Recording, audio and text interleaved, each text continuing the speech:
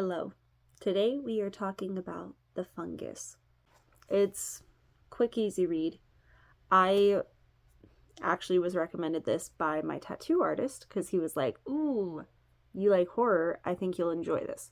He was correct. This is a very good book. He was saying he thinks that it could have possibly been some inspiration for The Last of Us. I could totally see that. There is a lot that this has in common with that.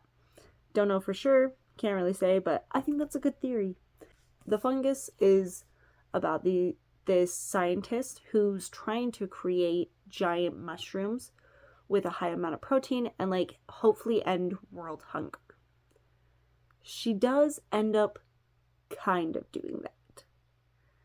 But she ends up just making it where they are very invasive and they adapt to be able to take over and kind of eat things that they wouldn't normally. So they eat buildings, they eat cars, they eat human bodies, all this different stuff. And it's more intense. It's not what would be the usual.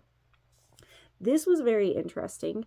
I feel like the author really did some research and really tried to make it as factual as possible. I really enjoyed it. I will say the only thing that I didn't love was sometimes it's really sexually graphic. And it's just kind of ew. So there are just certain things didn't love. It doesn't take away from the book. It's not anything that's there that totally was out of left field and didn't need to be there. It just was graphic in some cases. So I just didn't love that. But overall, I think this book is written really well. It gets right into it. It is an easy read because stuff starts happening right away. And it's crazy. And just when you think it's all done being crazy, it somehow gets crazier. But basically, there are a few, there's no real main character until about halfway through, which is interesting.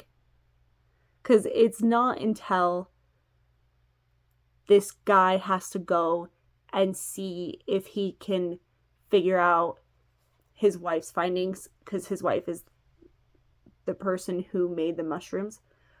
But he has to go see if he can figure out how she made them and see if maybe there's a cure. This is an intense journey, and if you are not into body horror or graphic descriptions and a lot of death, I wouldn't recommend it. If you want a quick, easy read that is in the horror genre, I think this is a really good one. I will say there were parts where it gives you the heebie-jeebies. So there is a character that doesn't realize he has been infected, and he thinks he just somehow grew hair. He is convinced he's just grown hair, and he is not bothered by it, and he doesn't notice that the fungus has infected his face, and so he's got holes, open holes in his face with these worm tendrils coming out. It's crazy. And then the mushrooms that there's these mushrooms that capture these guys, and they specifically want to grow inside of them, so they push into their body to grow. Crazy. There's a lot of really crazy stuff in here. And there is, I don't love the ending, not because it's not good. It's a good ending. It's just so dang sad. Because you start, like I said, halfway through-ish is kind of when we get the main characters. And you start getting attached to these people. And you care about them. And it's so sad the way it happens. Because one of them is just, he ends up alone. And that's it. And you're like, no. But it is a very good book.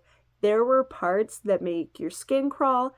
And the way they describe certain things is just, ooh. There's a little bit of a twist. It's not much, but it is fun. It is fun. It is sad for the main character, because they're like, ooh, that sucks. But it was a really good twist. So overall, 10 out of 10. I am so glad that my tattoo artist recommended this to me. Thank you. And now I want to recommend it to you. You should go read it. Like, I promise if you pay for it, you will enjoy it. This is a really good book. I will be reading this again and again and again. I loved it. Okay, goodbye.